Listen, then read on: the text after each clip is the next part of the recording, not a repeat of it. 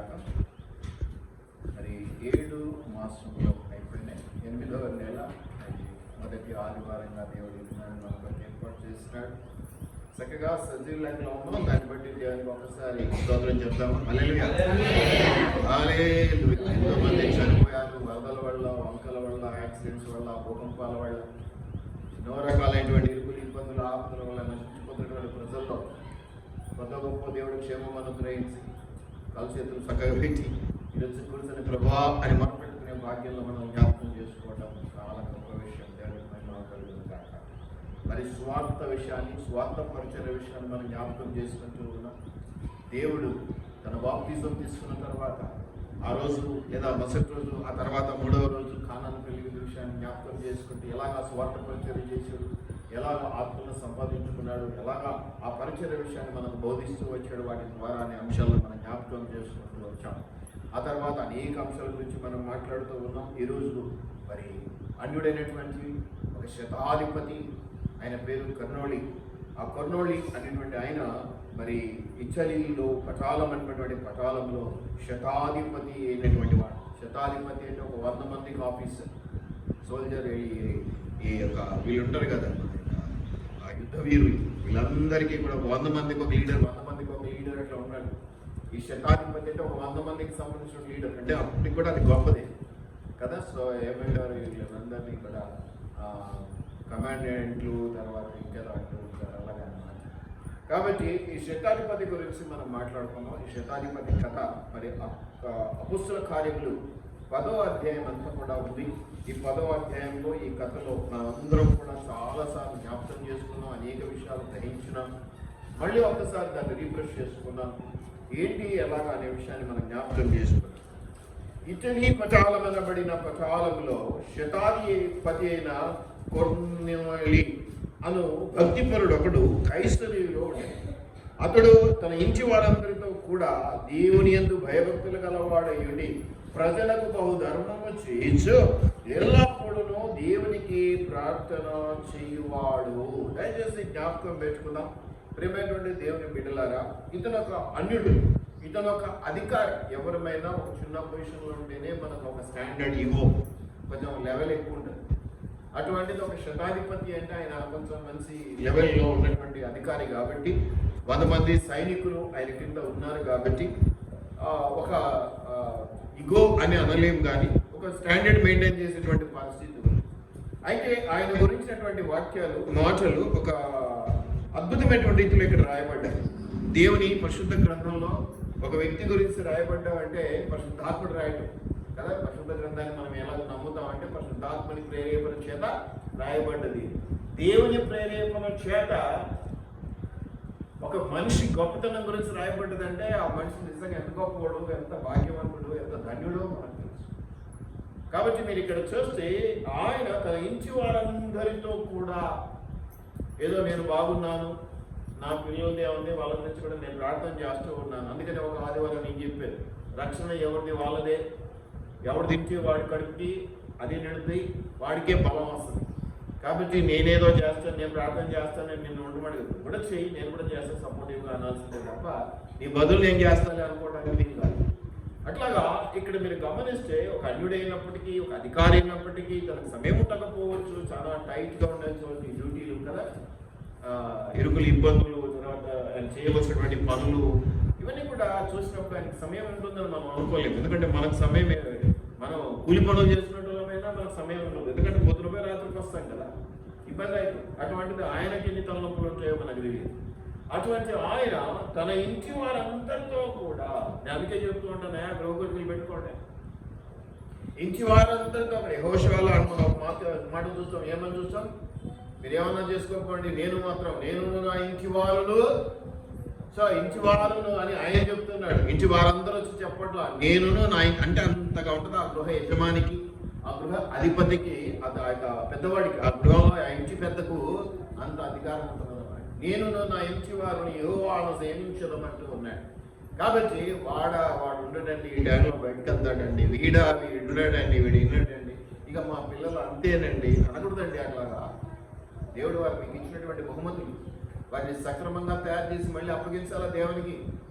ఏదో నీకు ఇచ్చాడు కదా, నా ఇష్టానికి ఇచ్చాడు, నా ఇష్టం వచ్చినట్టు నేను వాడుకుంటాను అనడానికి వీలు కాదు, వీలు లేదు.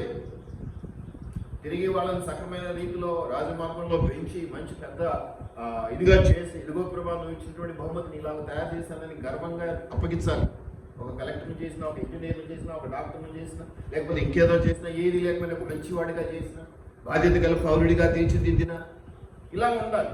కాబట్టి ఇక్కడ ఈ పటాలంలో ఉన్నటువంటి ఈ పరిస్థితుల్లో ఆయనకున్నటువంటి టెన్షన్స్ అవన్నీ పక్కన పెట్టి ఆయన తన ఇంటి వారందరితో కలిసి, అంటే ఆయన గొప్పతనం గురించి, ఆయన మంచితనం గురించి, ఆయనకున్నటువంటి క్యారెక్టర్ గురించి చెప్తూ ఉన్నాను.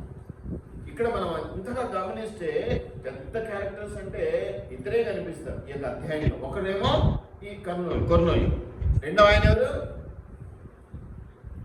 ఎవరు? వాక్యం చెప్పడానికి వెళ్ళినటువంటి పేదలు. సో అలా వెళ్ళక ముందు ఒక సిచ్యువేషన్ వచ్చింది, దాన్ని మీకు ఎక్స్ప్లెయిన్ చేసే ప్రయత్నాలు వీళ్ళందరినీ జ్ఞాపకం చేస్తాం. సరే, అవన్నీ ఆయన గుణాలు చూస్తే ఇంటి వారందరితో కూడా దేవుని యందు భయభక్తులు గలవాడయ్యింది. కుటుంబ ప్రార్థన అందరూ కూర్చోవాలి. వాటానికి రాడు, వీటానికి రాడు, వాడు ఉంటాడు, వీడు వినడు, ఇక్కడికి కుదరదు. కాబట్టి మీరు ఇక్కడ చూస్తే భయభక్తులు కలిగినటువంటి వాడు, దేవుని యందు భయభక్తులు కలిగినటువంటి వాడు కొర్నేలి అనేటువంటి మాట మనం ఇక్కడ చూస్తూ ఉన్నాం. అంతేకాదు ఆయన ఇతని అంటే అన్యదేశం, అన్యుడు, యూదుడు కాదు, అన్యుడు. అయితే అన్యుడైనప్పటికీ కూడా ఆయనకు దేవుని మీద అంత భయపడుతుంది. చాలా మందిని మనం చూస్తూ ఉంటాం. ఫిలిప్పన్న పోయి సమరయ ప్రాంతంలో వాక్యాన్ని బోధించినాడు. ఒకరికి బాప్తిజం ఇచ్చినాడు. ఎవరికి? ఫిలిప్పు. రథం వెంట పోయి ఐథియోపియుడైనటువంటి నపుంసకుడు, అంటే ఇక్కడి వాడు కాదు, అతను కూడా అన్యుడే నమ్మాడు. కాబట్టి వెంటనే నీళ్ళు ఉన్నాయి కదా, ఇస్తావా అంటే ఇచ్చేస్తానని చెప్పేసి ఇచ్చేసాడు. కాబట్టి అన్యులైనప్పటికీ కూడా భక్తి పరులు చాలా మంది ఉంటారు. కాబట్టి నేను నమ్మాను కాబట్టి నా భక్తి గొప్పది అనుకోవడానికి లేదు. నేను ఇప్పుడే చెప్పాను, ఎవరు కూడా గొప్ప, ఎవరు కూడా తక్కువ అనుకోవడానికి సంఘాలు సమాజంలో మనకు వీలు కాదు. ఎవరిది వాళ్ళకు ఉంటుంది, ఎవరి గొప్పతనమో, ఎవరిది ఏదో ఒకటి, ఎంత లేదన్నా ఏదో గుణం ఏదో ఒక దగ్గర మీకు ఆ క్యారెక్టర్ ఉంటుంది, పెద్దది ఉంటుంది, ఆశీర్వాదకరమైన గుణం ఉంటుంది. ఇది మీరు జ్ఞాపకం పెట్టుకోవాలి. మీరు గమనించినట్లయితే ఇంటి వారందరితో కూడా భయభక్తులు గలవాడేయండి దేవునికి ప్రార్థన చేస్తూ ఉన్నాడంట. వాడైనా తన కుటుంబం వరకే కాదు, ప్రజలకు బహుధర్మము చేయొచ్చు. ఎంతో ధర్మపరుడు. సైన్యాధిపతి అంటే కొంచెం గల్లీ లీడర్లు కూడా మామూలుగా పలకరియరు, ఎరా అంట. గల్లీ లీడరే ఉంటాడు కానీ అవతల యుద్ధంలో పిలిచేటప్పుడు ఎట్లా ఏమని పిలుస్తారు, ఏమరా అంట. ఇక్కడ శతాధిపతి అనేటువంటి యొక్క కొర్నేలి ఎంతగా ధర్మప్రభు అంటారు చూసారా, అట్లాగా వాళ్ళతో తన సత్సంబంధాలు, మంచి సంబంధాలు కొనసాగిస్తున్నాడు. అయితే మీరు ఇక్కడ గమనించేస్తే చివరిది అయితే అద్భుతమైన, ఎల్లప్పుడూ దేవునికి ప్రార్థన చేయించిన వాడు. ఇంత గొప్పగా ప్రార్థనాపరుడు, ఒక అధికారి, ఒక ఇది ఆయనకు ఊరికే ఇవ్వరు కదా. ఎంత పెద్ద ఉద్యోగానికి పోవాలంటే అంత పెద్ద ఇంటర్వ్యూలు ఉంటాయి, అంతగా వాళ్ళు ఆఫీసర్లు ఆయన్ని పిండుతారు. మరి ఈయన శతాధిపతి అంటే ఆయన కూడా చాలా మాటకారి, చాలా జ్ఞానవంతుడు, ఇవన్నీ ఉంటాడు కదా. మరి అటువంటి వాడికి ఒకవేళ ఈ యొక్క వాక్యంలో మనం ఈ అధ్యాయంలో చూస్తే జరిగినటువంటి సందర్భంలో ఆయనే చేసుకోవచ్చు. కానీ దేవుడి చింతం అది కాదు. ఆయన ఒక పని చేశాడు, అదంతా కూడా మీరు వాక్యం ఎక్స్ప్లెయిన్ చేసేసరికి మీకు అర్థమవుతుంది. ఆయనే చేసుకోవచ్చు ఆ పని. కానీ ఆ పని అట్లా కాకుండా ఇంకొకరికి అప్పగించడం జరిగింది. ఆయన మొదట కొంచెం అటు ఇటు అయ్యాడు, తర్వాత వచ్చాడు, ఆయనే పేరు. సరే, ఆ విషయం కథగా చెప్పాల్సి వస్తే సమయం పోగొట్టుకోకుండా మీరు గమనించినట్లయితే పగలు ఇంచుమించు 3 గంటలకి 3వ వచనంలో దేవుని దూత అతని యొద్దకు వచ్చి, ఒక అన్యుడు కానీ భక్తిపరుడు, ఒక అన్యుడు కానీ ధర్మం చేసేటువంటి వాడు, ధర్మాన్ని అనుసరించినటువంటి వాడు, ఒక అన్యుడు తన కుటుంబం అంతటిని కూడా భక్తితో నడిపించుకునేటువంటి స్వభావం కలిగినటువంటి వాడు, ఒక అన్యుడు ఎల్లప్పుడూ ప్రార్థనతో ఉండేటువంటి వాడు. మనం అనుకుంటాం, నేను రక్షించబడి 20 సంవత్సరాలైంది, వాని ముందు నువ్వు వాని కాలిబడికి సమానం. కొన్నిసార్లు కొంతమందిని మనం చూస్తే అట్లుంటారు అన్నమాట. అటువంటి పరిస్థితుల్లో ఉన్నటువంటి వాడు తను చేసుకోగలడు. నా దృష్టిలో ఇది చదివేటప్పుడు ఆయన కూడా ఉంది, ఆ జ్ఞానం ఉన్నది, ఆ కెపాసిటీ అంతా ఉన్నాయి, అనుకూలతలన్నీ ఉన్నాయి. కానీ ఎందుకో ప్రభు చిత్తంలో ఇంకొక ఏర్పాటు చేసి, బహుశా కాపర్లు అంటే దేవునికి అందుకే ఇష్టమేమో. కాపర్లకు కొన్ని పనులు ప్రత్యేకించి అప్పగించడం, వారి విలువలను కాపాడడం, వారి మర్యాద కాపాడడం, వారి ద్వారా అనేక మేలులు జరిగేలా చూడడం దేవుడు తన యొక్క పద్ధతిగా పనిగా పెట్టుకుంటూ ఉంటాడు. మీరు గమనించినట్లయితే దేవుని దూత, నేను అనుకుంటాను చాలా చాలా చాలా గొప్ప అన్యుడనేటువంటి వాడు భక్తిపరుడే కాదను, కానీ దేవుని దూత అతనికి ప్రత్యక్షమై ఏమంటున్నాడమ్మా, పగలు ఇంచుమించు 3 గంటలకి, సమయం కూడా జ్ఞాపకం పెట్టుకోండి, ఆయన యుద్ధకు వచ్చి కొర్నేలి అని పిలుచుట దర్శనము తేటగా అతనికి కనపడెను. పగులే కదమ్మా, కనపడకపోవడానికి ఏముంది, పగులే కదా, పగులు బాగానే కనిపిస్తుంది కదా, ఎందుకు కనపడడం అనే మాట వచ్చింది కదా. అసలు ఏమిటి దర్శనం అంటే? దర్శనము వేరు, కళ వేరు. కళ నీవు స్పృహలో లేనప్పుడు, అంటే ఒళ్ళు మరచి అలసిపోయి కడుపు నిండా తిని కంచి నిండా గోడ నిద్రపోయినప్పుడు అప్పుడు పడేది కళ. నువ్వు మేల్కొని ఉన్నప్పుడు, అన్ని చూస్తూ ఉన్నప్పుడు, చాలా యాక్టివ్గా ఉన్నప్పుడు, స్పృహలో లేవు కాదు, స్పృహలో ఉన్నప్పుడు కలిగేది దర్శనం. అంటే కంటికి కనపడుతూ ఉంటుంది, చెవి వినపడుతూ ఉంటుంది. దర్శనం మళ్ళీ ఇంకో రకమైన దర్శనం ఉంటుంది, దీన్ని విజన్ అంట. కళనేమో డ్రీమ్స్ అంట. విజన్ అంటే ఇంకొక మాట కూడా ఉంది. విజన్ అంటే ఇదిగో తను కలెక్టర్ కావాలనుకుంటుంది, అదొక విజన్, తనకి ఆ దర్శనం ఉంది, దానికోసం ప్రయాసపడుతుంది. ఆ గోల్, ఆ యొక్క ముగింపు అలాంటిది పెట్టుకుంది కాబట్టి అలా ప్రయాసపడుతుంది, ప్రయత్నం చేస్తూ ఉంది అంటారు. అది విజన్, దర్శనం. అంటే నేను ఇలా టార్గెట్ పెట్టుకున్నాను, ఆ టార్గెట్ రీచ్ కావడానికి నేను ప్రయాసపడుతున్నాను అనేటువంటిది ఒకటి.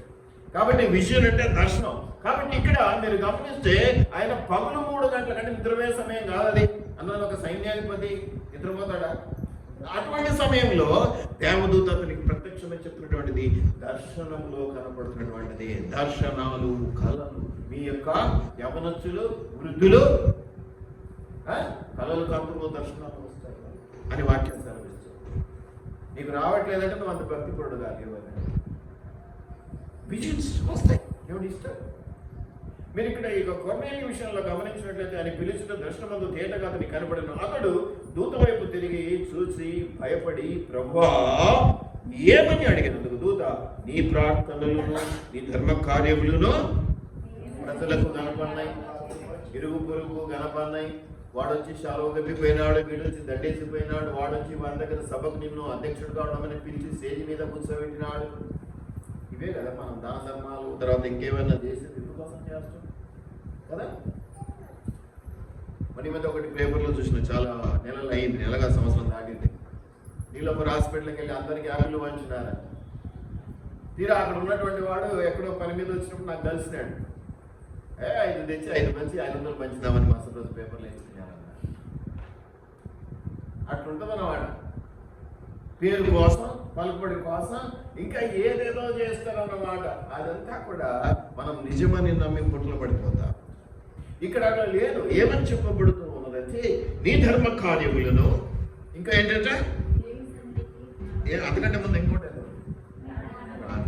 ఎట్లుండాలో నువ్వు ప్రార్థన చేస్తే ఏమని చెప్తున్నాడు దూత? సర్టిఫికేట్ వేస్తున్నాడు. నీకు తెలియదు అక్కడికి పోయిందా లేదా అని. అక్కడ కూడా వచ్చి చెప్పాలి, వచ్చింది, నేను ఉన్నప్పుడే వచ్చింది నీ అప్లికేషన్ మా ఎంఆర్ఓ గారి దగ్గరికి నేను చూసిన అంటాడు. అలా చెప్తున్నాడు ఈయన దూత. ఏమని చెప్తున్నాడు? నీ ప్రార్థనలలో నీ ధర్మంగా. అందుకే చెప్తున్నాడు చాలా మందికి మూసలో వేసినట్టుగా అదే ప్రార్థన, అదే ప్రార్థన, అదే ప్రార్థన, లొల్లి ప్రార్థన, శుక్రవారం ఉపవాస ప్రార్థన అని చెప్పేసి ఎంతో మహిమకరంగా 1 గంట కూర్చున్నామంటే అదే లొల్లి ప్రార్థన. ప్రార్థన నిలబడి చేయొచ్చు, కూర్చొని చేయొచ్చు, పరిగెత్తుకుంటూ చేయొచ్చు, స్నానం చేస్తే చేయొచ్చు, తింటా చేయొచ్చు, అన్ని చేయొచ్చు అన్నాడని. దాంట్లో కూడా మళ్ళీ కొన్ని వెరైటీలు ఉంటాయి. సింగిల్ చేసే ప్రార్థన ఉంటుంది, గ్రూప్గా చేసే ప్రార్థన ఉంటుంది, కుటుంబంగా చేసే ప్రార్థన ఉంటుంది, సమూహంగా చేసే ప్రార్థన ఉంటుంది, సమాజంగా చేసే ప్రార్థన ఉంటుంది, సంఘంగా చేసే ప్రార్థన ఉంటుంది. ఇవన్నీ కాకుండా పబ్లిక్ మీటింగ్లో చేసే ప్రార్థన ఉంటుంది. అక్కడికి వెళ్ళి ఇంట్లో ఉప్పు తక్కువ వేసి ఉప్పు చేస్తే మా ఆయన కుట్టింటి ప్రభు అని చేయకూడదు. ఎందుకంటే అది పబ్లిక్ మీటింగ్. ఎక్కడ ఏది అవసరమో, ఎక్కడ ఏది చేయాలని చేయాలి. ప్రార్థనలో కూడా పద్ధతులు ఉంటాయి. నీకు ఏది తోస్తుంది చేయటానికి కాదు. ఒంటరిగా ఉన్నప్పుడు అది వేరు. ఒంటరిగా ఉన్నప్పుడు దేవుడితో కొట్లాడుకోవచ్చు. ఎందుకు చేయవు, నేను అడుగుతున్నా కదా, ఇయ్యద్దు కదా. అదే నువ్వు పబ్లిక్లో ఉండాలంటే ఇంకా చాలా వ్యతిరేకమైంది. కాబట్టి ఇవన్నీ కూడా మీరు గమనించుకోవాలి. ఇక్కడ ఈయన ఎట్లా చేసిందా అనేది మనం గమనించుకోవాలి. ఏమైపోయింది, ఎందుకు అంత ప్రాముఖ్యత వచ్చింది, ఎందుకు ఆ ఇంట్రెస్ట్ వచ్చింది నాకు అంటే, అయ్యా పోయిందట, పోయి అక్కడ దేవుని దగ్గర ఉందంటే ఆయన ప్రార్థన, ఆయన ధర్మ కార్యములు కూడా. అంటే ఎంత నిండు మనసుతో చేశాడో, ఎంత నిండు మనసుతో ప్రార్థించాడో మనం అర్థం చేసుకోవాలి.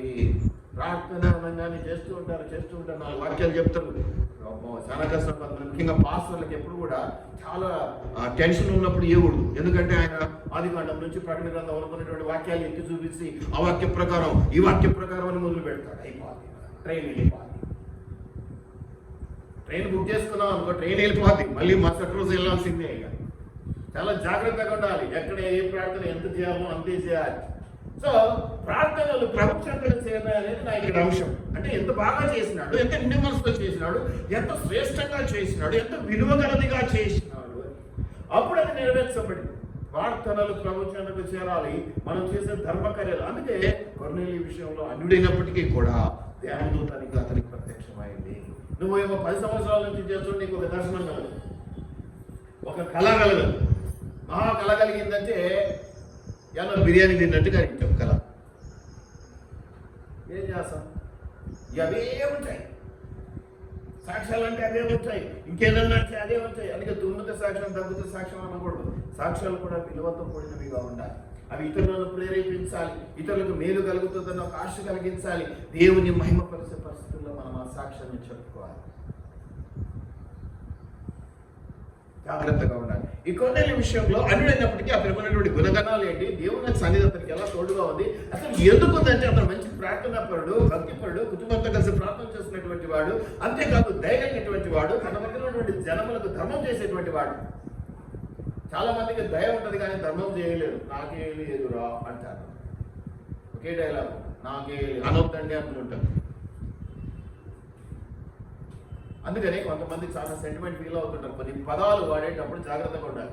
అన్నీ అయిపోయినాయి అని ఎవరు కూడా, నేను చాలా మంది మా ఫ్రెండ్స్ ఉన్నారు ఇందులో, వాళ్ళకి వెళ్ళినప్పుడు అయిపోయినాయి అని అన్నారు. వాడు ఏమంటారు తెలుసా, నిండుకున్నాయి. ఈ నోటికి జీవన్ మరణంలో 4వ వర్షం అయిపోయినాయి నాకే లేదు ఇటువంటివి కాదు. దాన్ని ఇంకో రకంగా మాట్లాడు, అది వేరే విషయం.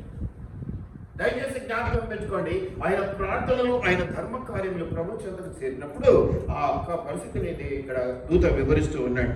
అయితే ఇప్పుడు నీవు ఏమంటాడు, జ్ఞాపకార్థంగా చేరినవి, ఇప్పుడు నీవు యొప్పేకు మనుషులను పంపి పేతురు అని మారుపేరు గల సీమోనును పిలిపించము. ఇక్కడ పట్టింది నాకు. నిజానికి ఆయన జ్ఞానవంతుడు, శతాధిపతి అంటే ఏదో ఒక మంచి ఏదో ఉంటుంది కదా, ఆయన కొంచెం ఆయన చేసుకోవచ్చు కదా. ఈ పనిని నువ్వు కాదు చేయవలసినది. చాలా మంది ఏమనుకుంటారంటే ఇది నాకు చెప్తాడా అని కొంతమంది అనుకుంటూ ఉంటారు. ఇటువంటివి నేను చేయను, నేను నా స్టాండర్డ్ తగిన చెప్పు చేస్తాను. నా దేవుడు అంటే నాకు కూడా ఇష్టమే అన్నా, కానీ ఇది నాకు తగింది కాదు అని మీరు గమనించండి. మన హెబ్రోన్లో కానీ అనిల గురుద్వార్ లాంటి ప్రాంతాల్లో కానీ కలెక్టర్లు సైతం చెప్పులు చెప్పులు తీసుకొని, మన దగ్గర అయితే కొంతమంది చెప్పులు ఇస్తే పెడతారు. నేను కొన్ని దగ్గర కొన్ని సెంటర్స్లో చూస్తున్నాను, వాళ్ళు చెప్పులు ఇచ్చిపోతే టోకన్ ఇచ్చి పంపించి వాళ్ళు పెట్టరు, తుడుస్తారు. ఫస్ట్ అక్కడ ఖర్చు మీద ఉంటుంది, పట్టు తీసుకొని తుడిచి పెడతారు. ఆయన ఏదంటే పెద్ద ఆఫీసర్ అయి ఉంటాడు ఎక్కడో. దయచేసి జ్ఞాపకం పెట్టుకోండి, ఇది నాకా, ఇది నేనా అనుకునేవాడి ప్రార్థనలు ప్రభు చెంతకు చేరవు, అతని ధర్మ కార్యములు ప్రభు చెంతకు చేరవు. జ్ఞాపకంగా ఎవరైతే నిండు మనసు తగ్గించుకొని ఏదైనా చేయగలవని దేవుని కొరకు, దేవుని కోసం పాడకుండా నేను చేస్తాను ప్రభా, ఏదైనా చేయగలను, నీ కోసం ఎంతైనా చేయగలను నువ్వు పాడతావే, అప్పుడు దేవుడు పెంచుకుంటాడు. ఎంతసేపు ఆయన నుంచి లాక్కుందామని ఏదైనా చేయగలవు, ఎంతైనా చేయగలవు, ఎప్పుడైనా చేయగలవు, ఎలాగైనా చేయగలవు అని అనుకుంటూ పడితే కుదరదు. అదే విషయాన్ని నీ వైపు నుంచి ఏదైనా చేస్తా, నీ కోసం ఎలాగైనా చేస్తా, ఎంతైనా చేస్తా, ఎప్పుడైనా చేస్తా ప్రభు అనుకున్న రోజున ప్రభు నీ కోసం కాదు ఎవరి కోసం పనిచేస్తాడయ్యా. ఎంతసేపు ఉపయోగించుకోవడమే కాదు, ఉపయోగపడటం కూడా నేర్చుకోవాలి. అది కష్టం, అదే పద్ధతి, అదే దేవుడు నేర్పించింది. ఇక్కడ నీవు చేసుకోగలిగిన సమస్య లేదు, అసలు దాని గురించి టాపిక్ లేదు. ఏమంటాడు, పోయి ఒక ఆయన ఉంటాడు పేదలు, ఆయన తీసుకొచ్చు ఎందుకు ఏంటని ఇక్కడ చెప్తా ఉన్నాడు. మీరు గమనించినట్లయితే సీమోను ఫిలిప్ అతడు సముద్రం ఎక్కడున్నాడో కూడా ఇన్ఫర్మేషన్ ఇస్తున్నాడు. ఇటు దిగి ఉన్నాడు అని చెప్పాను. అతనితో మాట్లాడేందుకు వెళ్ళిన పిమ్మట తన ఇంటి వారిలో ఇద్దరిని తన ఏదో ఎల్లప్పుడూ కనిపెట్టుకునే వారిలో భక్తిపడ ఒక సైనికుని పిలిచి, ఎక్కడ ఎంతమందిని? ముగ్గురు.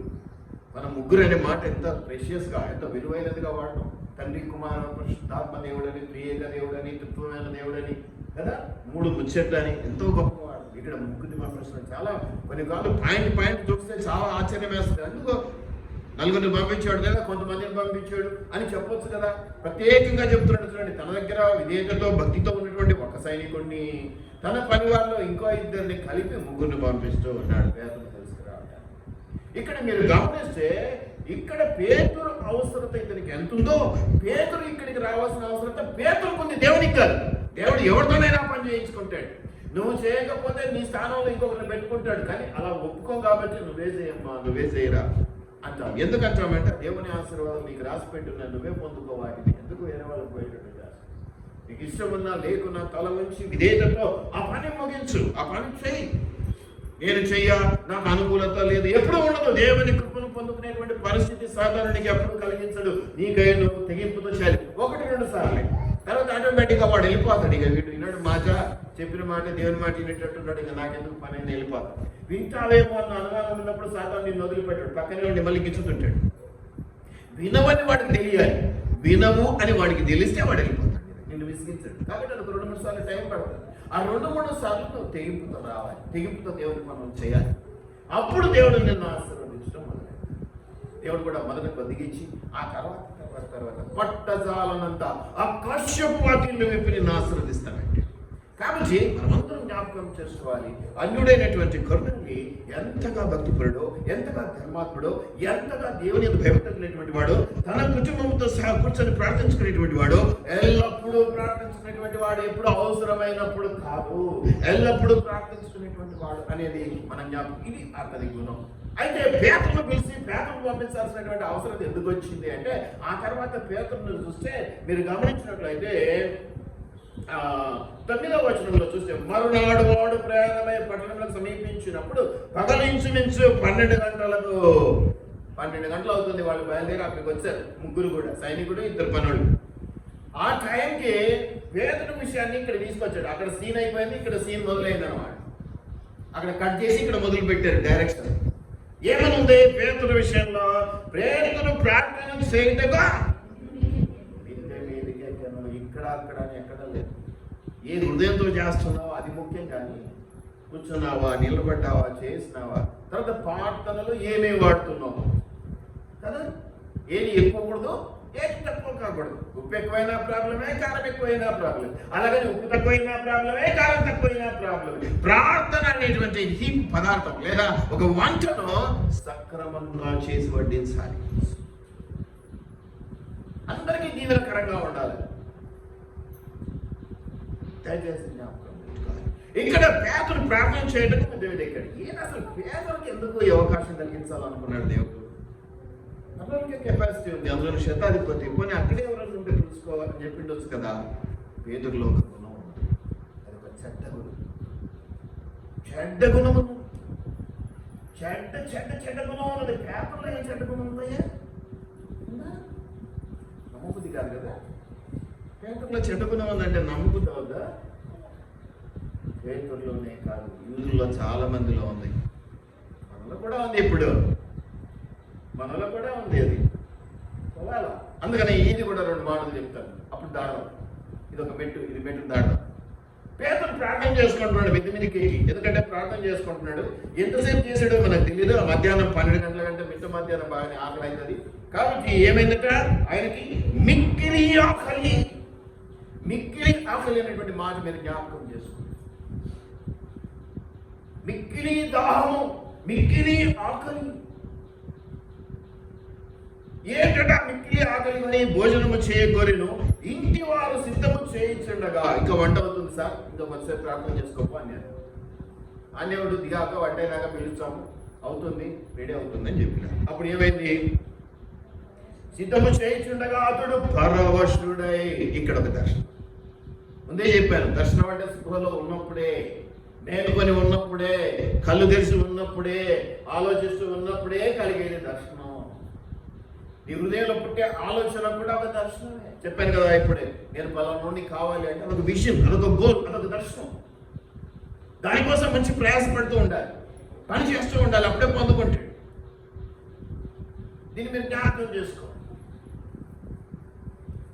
మీరు అక్కడ గమనిస్తే ఆయన పేతురు విషయంలోకి వస్తే ఆకాశము తెరవబడుట, ఈయన దర్శనం.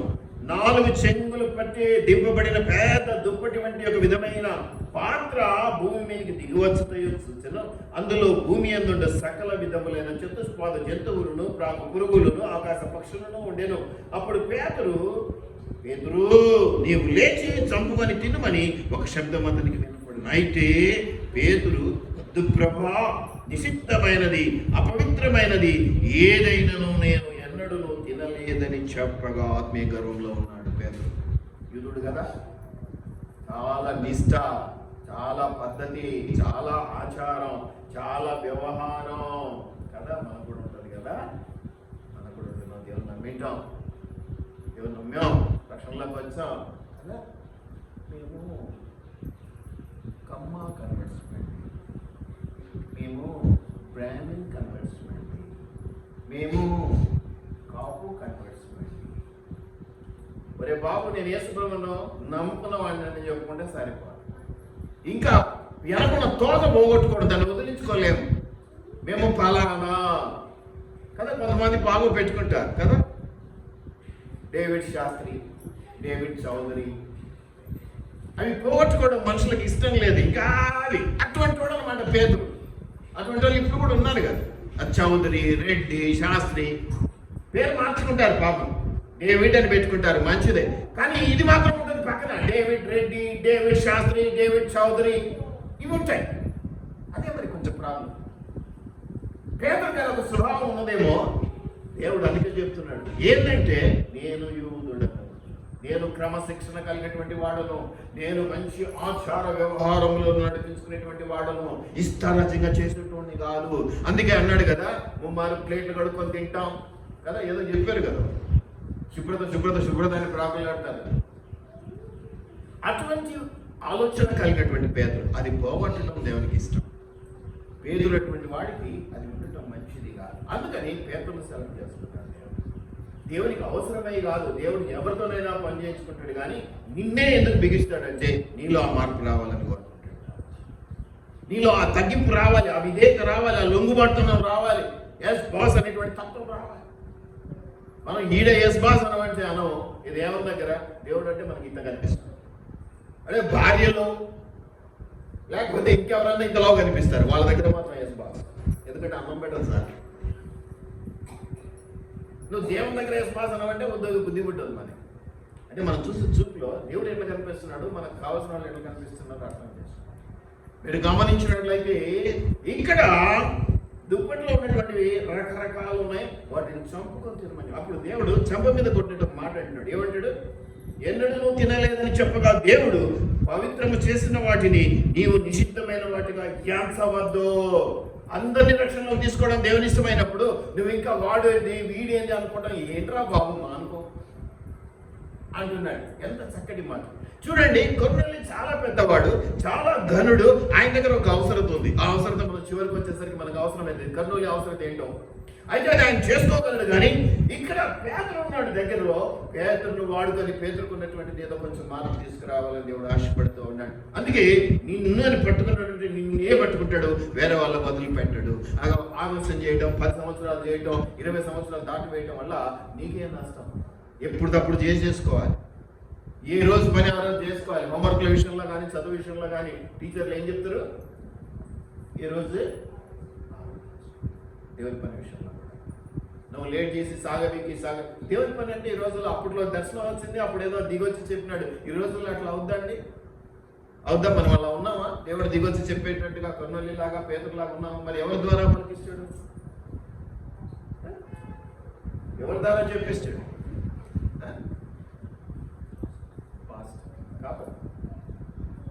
అందుకనే మన ఈ మధ్య ఒక దగ్గర పోయినప్పుడు కాపర్ చెప్పేదల్లా ఏంటంటే ఆ తర్వాత చూసుకుందాం. ఏదైనా తప్పు చేస్తే కాపర్కి దెబ్బలు వేసే దగ్గర నుంచి వస్తాయి, మీ దగ్గర నుంచి రాకపోయినా పర్లేదు. నేర్చుకో. చెప్పింది చేయటం నేర్చుకోవాలి. మాట వినడం కాపరి దగ్గర నుంచి, ఇంట్లో నుంచి మొదలు పెట్టుకుంటూ వస్తే దేవుని దగ్గరికి వచ్చేసరికి బాగా అలవాటైంది.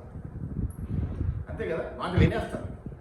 కాబట్టి వీడిని జ్ఞాపకం చేసుకొని అటువంటి చిన్నపాటి ఇగో, చిన్నపాటి అహంభావం ఉన్నటువంటి పరిస్థితుల్లో, ఆత్మీయ గర్వం ఉన్నటువంటి పరిస్థితుల్లో పేతురును దిగొట్టడానికి దేవుడు ప్రణాళిక చేసినాడు, ఒక పద్ధతి చేసినాడు, ఒక ప్రోగ్రాం నడిపిస్తూ ఉన్నాడు ఆయన. మీరు ఇక్కడ గమనించినట్లయితే దేవుడు పవిత్రం చేసిన వాటిని నువ్వు ఎట్లా అందుకుంటావని రెండవ మానవశం ఒకసారి కాదు 2 సార్లు చెప్తున్నాడు. అతనికి వినపడదు. ఈలాగ ముమ్మారు జరిగింది, 3వ సారి కూడా జరిగింది. అక్కడ ముగ్గురిని పంపించడం, ఇక్కడ ముగ్గురు. అందుకే 3 అనేది చాలా మనం ఘనంగా ఊహించుకుంటూ ఉంటాం. దేవుడు నీకు కూడా అవకాశాలు ముమ్మారిస్తారని అనుకోకు. మొదటి అవకాశంతోనే నేను పక్కన పెట్టేసాడు.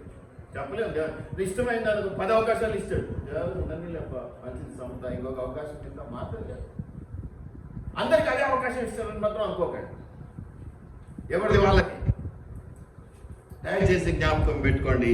ఆ వెంటనే పేతురు తనకు కలిగిన దర్శనం ఏమై ఉండునో అని తనకు ఎటు తోచగా ఉండగా అప్పుడు ఎంటర్ అయినారు కర్నూలు వాడు. ఒకవేళ ఈ దర్శనం కలగకుండా వాళ్ళు ఎంటర్ అయితే ఏం చేసేవాడు? పేతురు రాను అనేవాడు, రాను అంతేనా? కాబట్టి దేవుడు మొట్టమొదటిగా ఏం చేస్తాడంటే నిన్ను తగ్గించడానికి నిన్ను పనికత్తగా, పనివాడుగా పెడతాడు. ఎంతగా తగ్గించుకొని పని చేస్తావో, ఏది అడుగుతా నువ్వు వద్దంటావో దేవునికి తెలుసు, కాబట్టి అదే చేయి అంటాడు. నల్లగొట్టడం, విరగొట్టడం ఆయన వంతు ఆయన. కానీ విరిగి నలిగిన హృదయం దేవునికి ఇష్టమైన, ఎంతో ఇష్టమైన దానవుగా, ఎంతో ఇష్టమైన వాడుగా మార్చబడి నువ్వేమనుకుంటున్నావు? నేను ఇది వద్దంటే నాకు ఇది ఏ పెడతారబ్బా, ఎప్పుడు ఉప్మానేనా అన్నట్టుంటుంది. కానీ నీకు తెలియదు, అది ఎవరు చేయలేని పని నీకు అప్పగిస్తున్నాడు. నీ ద్వారా ప్రభు మహిమపరచబడుతున్నాడు. ఊరికే ఏది తీసుకోడుగా, మళ్ళీ ఏదో ఇస్తాడుగా. ఏమిస్తాడు? ఎంతగా విరగొట్టుకొని, ఎంతగా నల్లగొట్టుకొని, ఎంతగా తగ్గించుకొని ఆ పని చేస్తావో అంతగా గట్టిగా చెప్పాలయ్యా.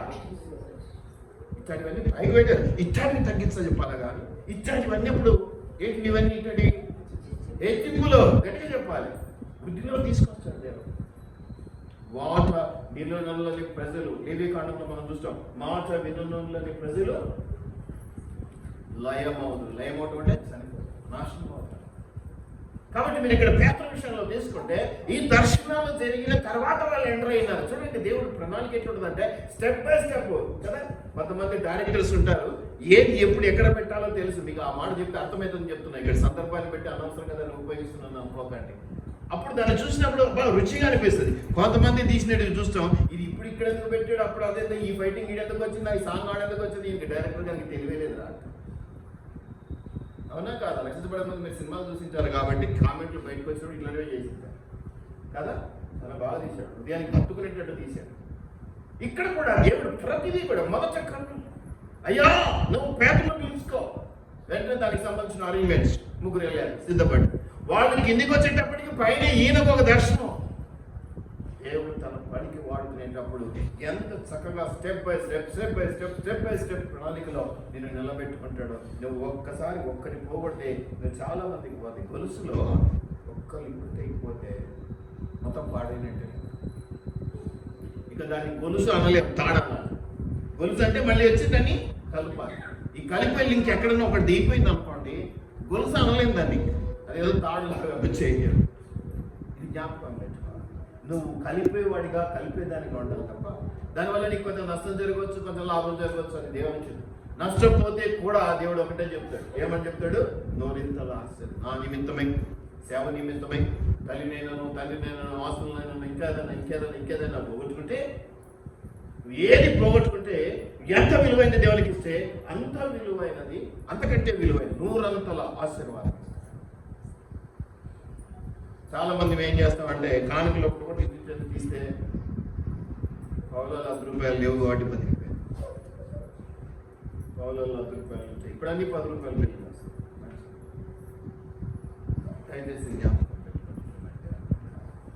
దేవుడు నీలో ఏదైనా వద్దు అనుకుంటే దాన్ని తీసేయడానికి దేవుడే ప్రణాళిక చేస్తాడు. నువ్వు పెద్ద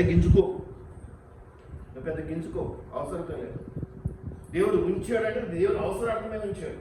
అది ఎంతవరకు ఉంచాలో ఆయనకు తెలుసు. మళ్ళీ 2 కూడా నువ్వు ఏం పెద్ద టెన్షన్ పడాలి. నీ సొంత జ్ఞానాన్ని ఉపయోగించుకో, దేవునికి అప్పగించు. దేవుడికి ఎప్పుడు ఏది పెట్టాలో, ఇప్పుడు ఏది తీసేయాలో ఆయనకి అప్పగించు. ఆయన చూసుకుంటాడు. ఆయన చేసినట్టుగా నీ పర్ఫెక్షన్ నువ్వేం చేయలేవు. అసలు ఆయన అంత బాగా చేస్తాడు, అంత బాగా. దయచేసి జ్ఞాపకం పెట్టుకోండి దేవుని పిల్లరా. ఎంత చక్కటి వాడు అంటే బహుధర్మము చేయవాడు, ఎల్లప్పుడూ దేవుని యందు భయభక్తితో ఉండేటువంటి వాడు. ఆయనకు ఒక అవసరత కోసం పేతురుని ఎన్నుకొని, పేతురులో ఉన్నటువంటి చిన్న వెలితి లేదా ఒక చిన్న సమస్య లేదా ఇష్టం లేదు దేవునికి, అది ఆయనలో ఉండటం, దాన్ని తొలగించుకోవడానికి పేతురుకు ఒక అవకాశం ఇచ్చి ప్రతి చోట దేవుడు అవకాశం ఇచ్చాడు. మనం అనుకుంటాం దీని దగ్గర దాని దగ్గర ఈ ఇగోతోని చాలా నష్టపోతాం, ఈ గర్వంతోని చాలా నష్టపోతాం. చాలా మంది బతిమాలుతుంటాం, శుక్రవారాలు ఉపవాస ప్రార్థన వండి చూసుకోండి, ఆ తలనొప్పులు కాళ్ళ నొప్పులు కడుపు నొప్పులు భరిస్తే ఇంటికాడ పడుకుంటారు తప్ప జడు బాబులు శాస్త్రీ బాబులు తినమంటే తింటారు, చూసుకోవడం కాదు. ఇంటికి వచ్చి గంటసేపు ప్రార్థన చేస్తాం ఫోన్ చేసిన బతిమాలు కొనగా కాపరి. ఎందుకంటే వాళ్ళు చూస్తుంటాం కదా, పట్టుకుంటూ నడవడాలు, ఎదురుకుంటూ నడవడాలు, రోడ్డు మీద పెట్టారు. దయచేసి జ్ఞాపకం పెట్టుకొని, మీలో ఉన్న ఆ వేలికి దేవునికి ఇష్టం లేదు. అది పోగొట్టుకోవడానికి దేవుడు అవకాశం ఇచ్చాడు, ఇస్తూనే ఉంటాడు. బహుశా 3 సార్లు ఇచ్చాడు, కొంచెం ఇష్టమైతే 30 సార్లు ఇచ్చాడు, నాకు తెలియదు. లేదా ఒక్కసారి ఇచ్చి చీపు అంటాడు, తెలియదు. కృపగల దేవుడు కాబట్టి ఎక్కువ సార్లు ఇస్తాడేమని మనం అనుకుంటాం. కానీ ఎంత అనేది నీకు తెలియదు, నాకు తెలియదు. ఎప్పుడు పోతుందో మనకు తెలియదు, మరణం ఎప్పుడు వస్తుందో తెలియదు, పుట్టుక ఎప్పుడు వస్తుందో తెలియదు. అవకాశం ఉన్నప్పుడే, దీపం ఉన్నప్పుడే ఇల్లు చక్కగా పెట్టుకోవాలి. మీరు ఇక్కడ గమనిస్తే పెట్టుకుని దేవుని పెట్టారా, పేతురుకున్నటువంటి ఆ చిన్నపాటి పరిస్థితిని చెడును తీసేశాడు. అందుకని వెంటనే ఆ యొక్క ముగ్గురు కనుక్కున్నప్పుడు ఏం జరిగిందో చూడండి. సీమోనీయులు ఏదైనా విచారించి తెలుసుకుని మారుపిల్లే సీమోని ఎక్కడో దిగి ఉన్నాడా అని అడిగిరి. పేతురు ఆ దర్శనం గురించి యోచించుచుండగా ఆత్మ అప్పుడు మొదలైంది. ఆత్మ అని లెటర్స్ లో రాస్తే పరిశుద్ధాత్ముడే.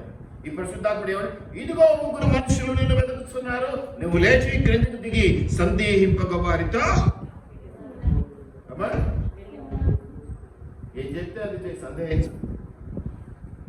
నాకేంటి అని ఎప్పుడు ఆలోచించు, సందేహించకు, నాకేంటి అని ఆలోచించు. ముందు దిగు రంగంలో. దేవుడు చేయాల్సిన ఆశీర్వాద విషయాలు దేవుడు చూసుకుంటాడు.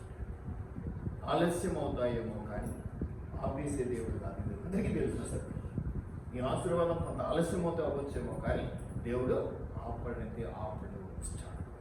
అలా ఇవ్వాలి అంటే నువ్వు ఇలాగ సిద్ధపరచబడాలి. ఇలా సిద్ధపరచబడాలంటే నువ్వు భక్తితో ఉండాలి, భయంతో ఉండాలి, ధర్మంతో ఉండాలి, ప్రార్థనాపరుడిగా ఉండాలి. నో గుణగణాలు.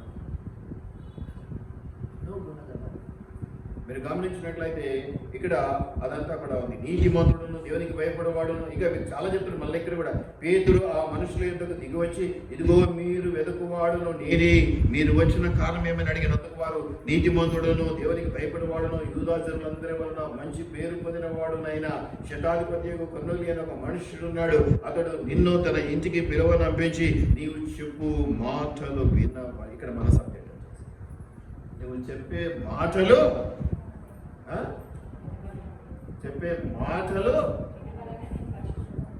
నేను ఒక మాట చెప్పాను, నువ్వు చెప్పే స్వార్థ అంతే కదా. పేతురు చెప్పే మాటలు అంటే ఏంటి? దేవుని మాట అంటే ఏంటి?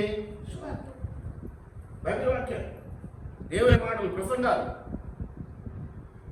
విన్నవాళ్ళని. నువ్వు చెప్పే మాటలు వినవాళ్ళని ఎంతమంది ఎదురు చూస్తుంటారు. మనం అనుకుంటాం నేనేముందన్నా, నీ వరకు నువ్వు ఎంతో, నిన్ను కూడా కొంతమంది హీరోగా భావించో, పెద్దవాడిగా భావించో, నీ వెంట వినాలి, నీ వెంట ఉండాలనుకునే వాళ్ళు ఉంటారు. ఎవడు తక్కువడు కాదు. నువ్వు వాళ్ళను కూడా రాంగ్ రూట్లోకి నడిపిస్తున్నావు అంటే అదొక శాపం. వాళ్ళని రైట్ రూట్లోకి నడిపించాలి. దేవుని సంఘంలో పడపడేటట్టుగా వాళ్ళని నడిపించుకోవాలి. అది నీ బాధ్యత. వాళ్ళల్లో నీ తమ్ములు ఎవరున్నారు ఒకసారి చూద్దాం. అని చదువుకుంటూనే పోతున్నారు. నీవు చెప్పు మాటలు వినవలనని పరిశుద్ధ దూత వలన బోధింపబడిందని చెప్పి అప్పుడు అతడు వారిని లోపలికి పిలిచి ఆతిథ్యం ఇచ్చాను. మరునాడు అతడు లేచి వారితో కూడా బయలుదేరను. చెప్పే వారైన కొందరు సహోదరులు వారితో కూడా వెళ్ళి మరునాడు వారు కైసరులో ప్రవేశించింది. అప్పుడు చదవండమ్మా 24వ వచనం. సువార్త చెప్పవలసినటువంటి అవసరం ఈ యొక్క కొర్నేలి కుటుంబంలోనో ఎక్కడో ఉంది. కాబట్టి కొన్నేళ్ళు చెప్పుకోవచ్చు, ఆయన భక్తిపరుడు, ఆయన అంతా కూడా చేసుకుంటున్నాడు. అయినా పేతురును తీసుకొచ్చాడు. పేతురులో ఉన్నటువంటి ఒక చిన్న గుణాన్ని మార్చుకొని పేతురును అరేంజ్ చేసుకున్నాడు. పేతురు వెళ్ళి అక్కడ సువార్త చెప్పాలి.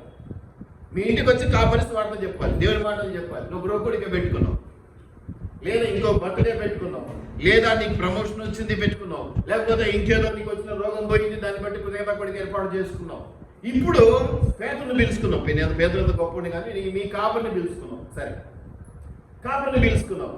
ఇప్పుడు వచ్చి కాపరి ఏం చెప్పాలి? నీకు దానికి సంబంధించిన దేవుని వాక్యాలు నీకు బోధించాలి, దేవుని మాటలు మీకు చెప్పాలి. కాబట్టి కొర్నోలి ఏం చేసినాడు? మటన్ తెప్పించినాడు, చికెన్ తెప్పించినాడు, ఇంకేదో తెప్పించినాడు. 4 రకాలు ఇవి, 4 రకాలు అవి, 5 రకాలు అవి, 6 రకాలు ఇవి కదా. అబ్బా, మెచ్చుకోవాలి, తినిపోయి మమ్మల్ని మెచ్చుకోవాలి, ఆశీర్వదించుకోవాలి అని చెప్తారు. కానీ ఆ మాటల్లో నాకు అనిపించేది ఏంటంటే, మెచ్చుకొని పోన్నా, ఇవాళ మెచ్చుకుంటేనే రేపు మళ్ళీ పిలిచి మళ్ళీ పెడతాం, లేకపోతే నిన్ను రాని అన్నట్టుంటుంది. కానీ కొందరికి ఏం చేశాడు? వంటలు చేసి ఇచ్చాడు. నేను అనుకుంటా అవే చేయకుండా భోజనం పెట్టు, ఖచ్చితంగా కాపుని పిలిస్తే మంచినీళ్ళని వేయకుండా పంపిస్తే అంతకంటే దరిద్రులు ఇంకొకరు లేరు. ఆయన శతాధిపతి కాబట్టి బాగానే అరేంజ్. అయితే ఏం జరిగింది? చదవండి అమ్మా. ఎంతమందిని ఎన్నిసార్లు పిలుచుకున్నాం? ఏ కుడిగా పెట్టుకున్నాం? ఎంతమందిని ఎన్నిసార్లు పిలుచుకున్నాం? ఒక్కసారి మనం ఆలోచించాలి. బర్త్డే చేసుకోవట్లేదా? పాస్ అయితే స్వీట్లు పంచుకోవట్లేదా? మరి కృతజ్ఞతాస్థుతి చెల్లించడానికి, కృతజ్ఞతాపూర్వకంగా దేవుని మహిమపరచడానికి అవకాశం ఎందుకు పెంచుకోవట్లేదు? ఆయనకి ఏం అవసరం ఉంది? ఆయన ఆల్రెడీ జ్ఞానవంతుడే ఇచ్చాడు, అధికారి. ఆయన పెట్టుకుంటున్నాడు ప్రోగ్రామ్, అని దేవుడు చెప్పాడు. పేదలను పిలుచుకుంటూ ఉన్నాడు. కాబట్టి కాపరిని ఇంటికి పిలుచుకొని, నేను నా ఇంటి వారను యెహోవాను సేవించు. ఏం చెప్పాడు అమ్మాయినా? నేను ప్రతిసారి చెప్తున్నాను, యేసు ప్రభువు కూడా మొదట స్వార్థ పరిచయం ఎవరు చేశాడు? తన బంధువులకి. కానాను పెళ్లి కిందకి వెళ్ళాడు. ఎందుకు? ఆయన పిలిచినారు. ఊరికే పిలుస్తారమ్మా రోడ్డు మీద పోయేటోండి. ఆయన బంధువు స్నేహితుడో కాబట్టి పిలిచినారు. కాబట్టి మనం ఎవరికైనా ఎప్పుడైనా ఏదైనా చేసుకుంటాం, అటువంటి ఎవరిని పిలవాలి? మీ స్నేహితులు. ఎన్నోసార్లు చెప్పింటారు, ఎంతోమంది అవసరాలు ఉన్నారు, ప్రార్థన చేయాలి. ఇక్కడ తీసుకురాకపోయినా ఇంటికి తీసుకొని ప్రార్థన చేయాలి. నీకు అలవాటు అవుతుంది. ఏమో దేవుని చిత్తం ఎట్లుందో నీ ప్రార్థన కూడా ఫలించి వాళ్ళకి మేలు జరుగుతుందేమో. దేవుడు ఎవరిని తక్కువ చేయడుగా, ఎవరి ప్రార్థన అయినా వినే దేవుడే. కానీ నువ్వు చేస్తున్నావా? నీ బంధువుల్లో లేరా? తర్వాత ఏమైందమ్మా? వావ్, స్నేహితులందరినీ కాకపోయినా ముఖ్య స్నేహితులన్నా, కొంచెం మాట వినేటువంటి వాళ్ళు, కొంచెం సాఫ్ట్గా ఉండేటువంటి వాళ్ళు, ఎదిరించే వాళ్ళు మనకు అవసరం లేదు కదా. ఎంతో కొంత వాళ్ళు అవసరం. నేను చెప్తాను ఎట్లా నేను ఎవరిని పిలుచుకుంటాడు, ఎట్లా పిలుచుకుంటాడు అని నేను చెప్తాను. కాబట్టి మొదట బంధువులను, తర్వాత ముఖ్య స్నేహితులను, బంధువులను, స్నేహితులను. ఎవరిని ఈ బంధువులు స్నేహితుల్లో ఎవరిని పిలుచుకున్నాడు? ఎవరి మీద ఆసక్తి ఉంది ఆయనకి? రక్షణ లేని. ఎందుకంటే ఆయన రక్షించబడ్డాడు కాబట్టి, దేవుని వాక్యం అంటే ఏంటో, దేవుడు అంటే ఏంటో రుచి చూసి ఎదిగాడు కాబట్టి, రుచి చూసి ఎదిగి తిని యెహోవా ఉత్తముడని చాటించడానికి పూనుకున్నాడు. ఆ చాటింపు మళ్ళీ ఎవరికైనా, ఈరోజు నువ్వు పిలుసు, రేపు నేను నిన్ను పిలుసు. నువ్వు నేను చికెన్ పెట్టినావు, నేను మటన్ పెట్టినావు, ఇంతే ఉంటుంది. నువ్వు వచ్చి నా ఇంట్లో తిరిగిపో, నేను వచ్చి నీ ఇంట్లో తిరిగి. ఈయన కర్ణుడి తన యొక్క బాధ్యత ఏంటో గుర్తెరిగాడు. తన బంధువుల్లో, స్నేహితుల్లో అనేక మంది రక్షణానందాన్ని కోల్పోయిన వాళ్ళు ఉన్నారు, రక్షణ అంటే ఎరగనటువంటి వాళ్ళు ఉన్నారు. వాళ్ళని పిలుచుకొచ్చాడు. ఎందుకంటే పిలుచుకున్నదని ఎవరు? పేతురు, గొప్పోడు, అపోస్తలుడు, దేవుని బిడ్డ. అటువంటి వాడిని పిలుచుకొని ఎక్కడో పోయి వెదజల్లడం, అవి ఆ వాక్యపు విత్తనాలు ముళ్ళ కంచెల్లో పడడం, రాతి నీళ్ళను పడడం కుదరదు. మంచి నేలను పడాలి అని ఆయన ఆశ. అందుకని మంచి నేల కలిగినటువంటి తన బంధువులను, ముఖ్య స్నేహితులను పిలుచుకున్నాడు. వాటిలో నీ గురించి ఏంటి? కాపుని పిలవటమే బద్ధకం. కేకు తిని స్టేటస్లో పెట్టుకుంటాం, అది చూసి కాపురి కన్నీరు కాల్చాలి. నాకు ఇయ్యలే కదా, తెలుసా రాయుడు అంటారు కొంతమంది. మేమేం అట్లా చేయట్లేదు, సరదా కన్నా. మీరు ఇంత సీరియస్గా చూస్తుంటే అలా అన్నాను తప్ప ఎప్పుడు ఏది ఆశించు. నేను ఎప్పుడో సార్లు చెప్తుంటాను, మీ ఇంటికి వస్తే మంచినీళ్ళు ఇవ్వడం, టీ కూడా ఇవ్వకుండా చెప్తాను. మీరు ఇబ్బంది పడ్డా నాకు ఇష్టం లేదు అని చెప్తూనే ఉంటాను. కాబట్టి రేపటి నుంచి మీ స్టేటస్లన్నీ హైడ్ చేసేసాయి. నాకు ఎంత చక్కగా స్వార్థ పరిచయం ఏంటో, నీ కుటుంబం ఎలా ఎదగాలో, నీ కుటుంబంలో దేవుని సన్నిధిని ఎలా అనుభవించాలో, ఏ సేవకుని ఎలా ఆదరించాలో పిలుచుకుంటారు. కొంతమంది ఎంతసేపు వాళ్ళని పొగిడాలి, వాళ్ళు ఇచ్చేయాలి, ఏం వడ్డినావన్నా అనిపోవాలి, ఎంత పెద్ద కాలం ఇచ్చినావన్నా అనేటువంటి రావాలి. కొంచెం తిడతారు, కొంచెం గడతారంటే వద్దాం ఎప్పుడు ఆయన తిడతానే ఉంటారు. పేదలని తక్కువ కాదు, మంచిగా తిట్టేటోడే పాప ఆయన. మంచి వాక్య పరిచయం చేసి, ఎందుకంటే ఆల్మోస్ట్ వాళ్ళు దగ్గరగా యేసు ప్రభుతో దిగినవాడు కదా. పౌలు తర్వాత గొప్పవడంలో చెప్పాల్సి వస్తే పౌలు పిలుచుకుంటున్నారా, అసలు చేసుకుంటున్నారా బర్త్డే మీ నాన్నగారు చికెన్ తేవట్లేదా, మీ నాన్నగారు కేక్ తేవట్లేదా? పాపులో కేక్ కాబట్టి ఎవరికి పంచుతామన్నా తెచ్చింది మాకే సరిపోదు. అది మీ ప్రాబ్లం, నా ప్రాబ్లం. మీరు కొన్నులు ఇలాగా మీ బంధువులను స్నేహితులు ఏదో ఒక అవకాశంగా తీసుకొని వాక్య పరిచయం నన్ను పిలుచుకోవడం కాకపోతే మీ కుటుంబాలు మీ ఊర్ల దగ్గర మీకు ఎవరో ఒకరు పరిచయాలు ఉంటాయి. ఒక్కళ్ళ పరిచయం కాదు కదా, మీకు ఎంతో మంది పరిచయిస్తుంటారు. పాస్టర్ ఎవరినో ఒకరిని పిలుచుకొని అక్కడ వాక్య పరిచయం జరిగిస్తున్నారా లేదు అంటే ఇది ఒక సమస్య. ఉంటే పర్వాలేదు, ఎందుకంటే అది దేవుని చిత్తంలో అదొక ప్రణాళిక, అది ఒక భాగం.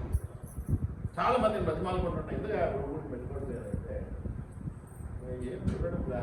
మళ్ళీ మసటి రోజు అంతా స్టేటస్లో చూస్తే అర్థమవుతుంది ఏమేమి పెట్టుకున్నారు, ఏమేమి తిన్నారని. మారాలి అంతే, మారాలి మారితేనే ఆస్తి, మారితేనే బంధువులను ముఖ్య స్నేహితులు వాళ్ళు రాదు, వాళ్ళు వ్యతిరేకిస్తారు. అందుకనే ముఖ్య స్నేహితులు కొంచెం వినటంలోనే తెలుసుకో. స్టార్టింగ్లో తెలియని వాటికి పోయి అక్కడ తనులు రావడం కంటే నీ బంధువులకు స్నేహితులకు రక్షణ సువార్త ప్రకటించడం చాలా ఈజీగా, చాలా సులువుగా. ఈ తోటి కాలేజీలో నీకున్నటువంటి సమస్యలు బట్టి ఎవరైనా తోడైతే వాళ్ళకి వచ్చి నువ్వు వాళ్ళకి వచ్చి ప్రార్థన చేస్తే దేవుడు వినడా? స్నేహితులు, బంధువులు మొదటి వారికి ప్రధానమైన స్థానం ఉంది. నువ్వు రక్షించబడ్డావు, నీ తల్లిదండ్రులు రక్షించబడాలా. ఒకవేళ రాకడ వచ్చింది, ఒకదాని వచ్చినావా, ఏం రాలి, వినాయకుడు రాలి అని అడిగింది అనుకో యేసయ్య, ఏం చెప్తావు? వాళ్ళు ఇద్దరు సార్ మొదలు పెడితే ఏమంటారు దేవుడు? నువ్వు విన్నావా? నువ్వు కూడా అట్లే మడి చేసిన వాళ్ళవే కదా. నువ్వు అప్పుడు మడి చేసావు, నేను భరించాను. మరి నువ్వు ఇప్పుడు భరించు. మీ అమ్మ నాన్న గురించో, మీ అక్క గురించో, మీ తమ్ముడు గురించో, మీ బావ గురించో, మీ బావమడి గురించో నువ్వు అట్లే చేసినప్పుడు నేను భరించే కదా. నేను ఈ లెవెల్ తీసుకొచ్చుకున్నా మెల్లమెల్లగా, ఓపిక ఓపిక ఓపిక ఓపిక. మరి నీకు అమ్మకం లేకపోతే ఎలాగా? నువ్వు పిలవటమే మానుకుంటే ఎలాగా? దేవుని వాక్యమే వారికి అందకుండా చేస్తే ఎలాగా? వినుట వల్ల కదా విశ్వాసము కలుగును, వినుట క్రీస్తు యేసు మాట వల్ల కలుగును. ఆ క్రీస్తు యేసు మాట ప్రకటించడానికి కదా పేతురుని తీసుకెళ్ళాడు. అక్కడ ఎంతో మంది ఉండినవచ్చు కదా, కానీ ఎవడు కొంతమందిని ప్రత్యేకించుకుంటాడు. వాళ్ళ ద్వారా మాత్రమే వస్తుంది. ఎవరెవరిలో పెట్టుకుంటారా? దయచేసి మీరు జ్ఞాపకం పెట్టుకుంటున్నారు. ఎంత చక్కగా ఒక పద్ధతిగా స్వార్థ పరిచర్య జరిగింది. ఆ ఫలితం ఏమిటంటే మీరు గమనిస్తే ముఖ్య స్నేహితులను పిలిపించి వారి కొరకు కనిపెట్టుకుని పేదరు లోపలికి రాక అవన్నీ కూడా జరిగిపోయినాయి. ఆయన దేవిష్ణులు ఆయన కాళ్ళ మీద పడితే పేదరు అంటాడు, అప్పటికి జ్ఞానోదయం అయిపోయింది, అంత జరిగింది కాబట్టి లేదయా నేను మామూలు మనిషి. ఈ మాట నేనైతే రెగ్యులర్గా వాడతాను. అయ్యా ఏం కదా మేము, అయ్యో బాబా మీలాగానే పడుకుంటా, మీలాగానే తింటాం, అన్ని మనం మామూలుగా ఉన్నాయా బాబు. ఏదో దేవుని దగ్గరికి వచ్చినప్పుడు మీకంటే ఒక 10 నిమిషాలు ఎక్కువ ప్రార్థన చేస్తాం, కొంచెం ఎక్కువ గడుపుతాం దేవుడు. అంతే తప్ప మీద గొప్పతనం ఏం లేదు. మేము మీరు అందరం ఒకటే. కాపరి అనే అధికారం చెలాయించడానికి కాదు, కలిసి మీతో అడుగులు వేయటానికి. లేదా అంటే ఈ మాట నేను అనకూడదు, ఎందుకంటే నా నెత్తిన ఎక్కుతాను, మీకు సేవ చేయాలి. ఇది బైబిల్లో ఉన్న మాట చెప్తున్నాను. ఈ రోజుల్లో ఏ విశ్వాసకైనా కాపరి సేవకుడు అంటే ఏమైపోతుందంటే ఇంకా వాడిని రైట్ ట్రాక్ లో పెట్టవలసింది పోయి వారితో పాటు ఏదో ఒక కాపరి అంటే ఒక తాగుబోతులు దేవుళ్ళకి నడిపిద్దామని పాపం ఎప్పుడు పడితే అప్పుడు ఆయన దగ్గర మేము మాట్లాడటం, ఆయన ఎక్కడికి రమ్మంటే అక్కడికి రావడం, ఆయన పని మీద ఇలా చేస్తుంటే అట్ట ఈయన బాగా పోయినప్పుడు ఈయన కూడా బాగా పోయి ఏం చెప్తున్నాడు వాక్యం. 6 నెలల తర్వాత చూస్తే కాపరి కూడా అలవాటు గట్టు ఉంటుందని కొంచెం మేము దూరం ఉంటాం. ఎందుకు లేకపోవాలి? లేకపోతే పరిచారకుడు అంటే ఏంటో తెలుసా? సేవ చేసేవాడు. కానీ మీరు దాన్ని మిస్యూజ్ చేసుకుంటారు, దాన్ని ఇంకా వేరే రకంగా వాడుకుంటారు భయంతో. నాలంటోడు అయితే నేను వస్తాను కూడా అడుగుతున్నా, ఇంట్లోకి వస్తా చేస్తాను. కొంతమంది అది కూడా ఎందుకంటే అన్నపోతే వాళ్ళు ఇంకా ఇబ్బంది పెడతారు. పేతురు ఇక్కడ అలా జరిగించుకున్న తర్వాత ఏం జరిగిందంటే చివరికి వచ్చేస్తే చాలా చక్కటి మాటలు ఉన్నాయి. టైం అయిపోతుంది కాబట్టి మీరు చదువుకోండి. నేను ఒక మాట చెప్తాను, మీకు అందరికీ అర్థమయ్యే మాట. చాలా వరకు మనం వాక్యం వింటాం, ఎవరో చెప్తారు, వాక్యం విన్న తర్వాత దేవుని నమ్ముతాం, విశ్వసిస్తాం. విశ్వసించిన తర్వాత ఒక స్టెప్ వెంటనే ఎంతమందిని ముంచాడు అని వస్తుంది. ఏంటి? బాప్తిజం తీసుకున్నాక జనరల్గా కాపర్లు ఏం చెప్తారంటే, బాప్తిజం తీసుకున్నాక పరిశుద్ధాత్ముడు వస్తాడు, ఇంత వస్తాడు. కాబట్టి మీరు వాక్యం చదవాలి, పద్ధతిగా నడుచుకోవాలి, దాన్ని పెంచి పోషించుకోవాలి. ఎందుకంటే తెస్సలోనికీ పత్రికలో మనం మాట వింటాం, ఏమని? ఆత్మను ఆర్పకుడి అని. కాబట్టి ఆత్మను ఆర్పకుండా నువ్వు పొందుకున్న ఆత్మను ఏం చేయాలి? వాక్యం ద్వారా, లేకపోతే నీ మంచి ధర్మకార్యముడి గొర్రెలు చేసినట్టు చేసి ఆ వాక్యం ద్వారా పరిశుద్ధాత్మ దేవుని పెంచుకోవాలి. అంతే. అంటే బాప్తిజం తర్వాత మొదటి స్టెప్ ఏంటి? నువ్వు ఆత్మను పొందుకో. అంతేనా? జనరల్గా జరిగేది, జనరల్ పద్ధతి. అంతేనా? బాప్తిజం తర్వాత. అయితే ఇక్కడ కొర్నేలియు చేసినటువంటి పనికి, ఆయన చూపించినటువంటి ఆసక్తికి, ఆశకి అక్కడ ఉన్న వారందరి మీద పరిశుద్ధాత్ముడు ముందు దిగాడు. అంటే నువ్వు ఒక్కసారి ఏదైనా చేస్తే నీ వల్ల వాళ్ళకి మేలు జరగవచ్చు. అళ్ళే వాళ్ళకి మేలు జరిగితే నాకేంటి అని నువ్వు అసూయపడితే మనం ఏం చేయలేము. నా బదులు తను ఏదో పొందుకుంటుంది, పొందుకొని నా మనిషే కదా, పొందుకుంటే ఏమవుతుంది? ఇదిగో ఈ రోజుల్లో పోటీ ప్రపంచం ఏమైపోయింది. ఈవెన్ అక్క చెల్లెలు రన్నింగ్ రేస్లో పడినా నేనే గెలవాలి అని పోరాడుతున్నారు తప్ప, ఇద్దరం గెలిస్తే ఏదో ఒకటి వస్తుంది, లేకపోతే ఇద్దరికి రాదు కదా అనే తత్వం. మీరు గమనిస్తే 44 పేతురు ఈ మాటలు ఇంకా చెప్పుతుండగా అతని బోధ విన్నవారందరూ, అది రివర్స్ జరిగిపోయింది అక్కడ. ఇప్పుడు రివర్స్ జరిగి వాళ్ళు పరిశుద్ధాత్మను పొందుకున్న తర్వాత వినటం వల్ల విశ్వాసం కలిగింది, వినట క్రీస్తు మాట వల్ల కలిగింది. ఆ వినటానికి చెప్పడానికి పేతురు నేర్చుకున్నారు. పేతురు వెళ్ళి చక్కగా చెప్పేశాడు బోధ. ఆ బోధ చెప్పుకున్న తర్వాత అక్కడ ఉన్న వారందరి మీదకి పరిశుద్ధాత్ముడు దిగి వచ్చినాడు. అది జరగాలి. ఆ జరగటానికి, వీళ్ళందరి మీదకి పరిశుద్ధాత్మ రావడానికి మెయిన్ కారణం ఏంటి? ఆయన ఒక గృహకుడికి ఏర్పాటు చేసుకున్నాడు. ఆయన చెప్తే బాగోదు నా బంధువులకు, స్నేహితులు కానీ కాపుని పిలుచుకున్నాడు. ఆ కాపరి కొద్ది గొప్ప వ్యతిరేకించేవాడు. అయినా కూడా దేవుని దర్శనం వల్ల ఆయన లొంగి రావచ్చు. ఇన్ని జరిగే ఒక ప్రణాళిక. మనం అనుకుంటాం రిజల్ట్ చూసి రిజల్ట్ అనుకుంటాం, కానీ ఎప్పుడు మనం కూడా ఒకటి చెప్పాను చూడు, దేవుడు ఎక్కడ ప్లాన్ చేసి ఉంటాడో అక్కడి నుంచి ప్లాన్ చేస్తే పౌలు అక్కడికి వెళ్ళాడు. అక్కడికి వెళ్తే అక్కడ ఎవరో ఒక కుటుంబము, ఆ జైలు జైలర్, పోయిన ఆదివారం వాక్యం, ఈ జైలర్కు పౌలు శీలలు వాక్యం చెప్పినారు.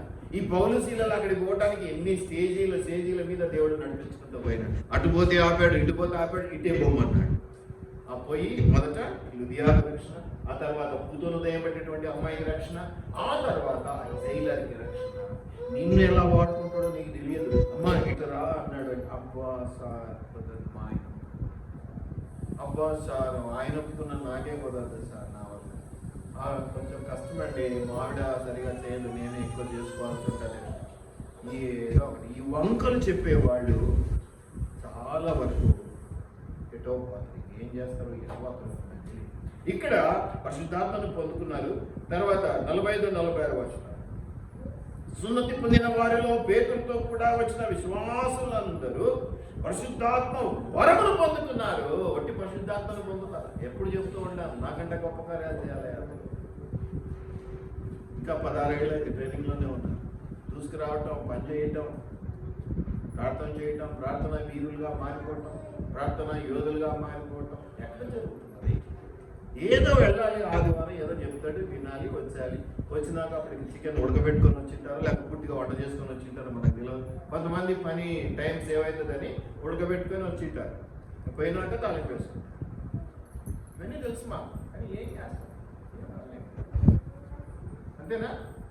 ఇంకా టైం పోతుందని పుట్టిగా వంట కూడా చేసుకొని వచ్చేస్తాం. ఎందుకంటే వచ్చి పోగానే చెప్పులు ఆడేసి ఇంట్లోకి పోగానే ప్లేట్ పట్టాలి.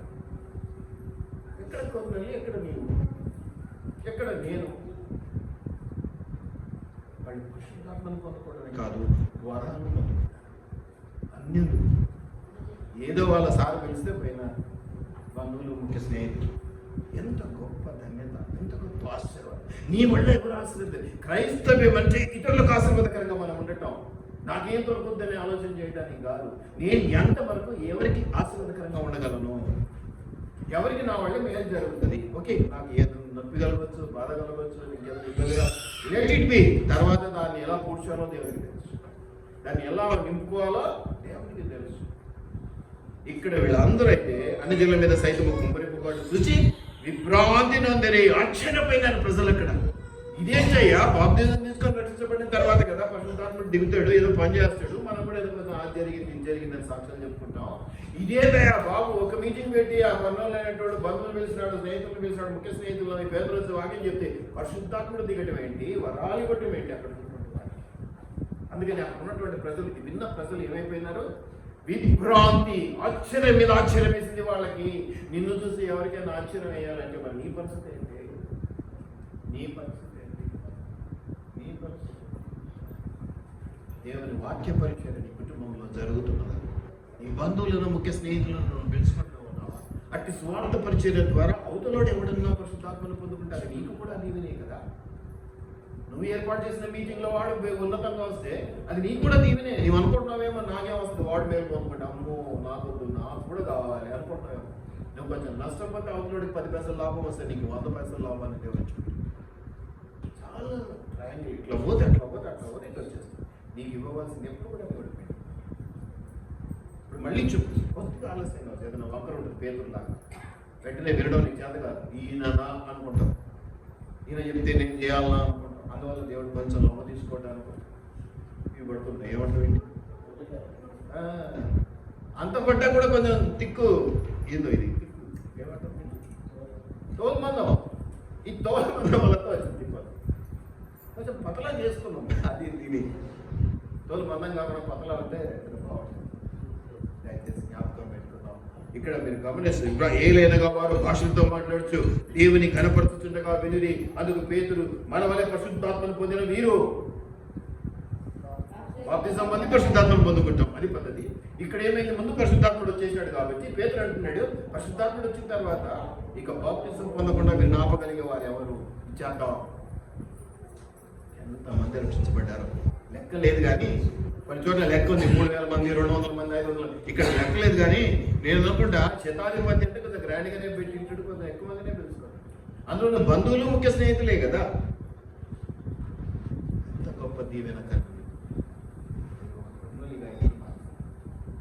నీ ద్వారా నీ బంధువులు స్నేహితులు పరిశుద్ధాత్మను పొందుకుని రక్షణ మార్గంలోనికి వచ్చి నిన్ను మహిమపరచడమే కాదు, దేవుని మహిమపరచడమే కాదు, అనేక మందికి సాక్షులుగా నిలబడేటువంటి అవకాశాలు నువ్వు ఎందుకు పోగొడుతున్నావు? దేవుని పనికి తెలిసి తెలియక ఆటంకంగా ముళ్ళుగా నువ్వే ఎందుకుంటున్నావు అనేది నా ప్రశ్న. ఒక చిన్న అవకాశం.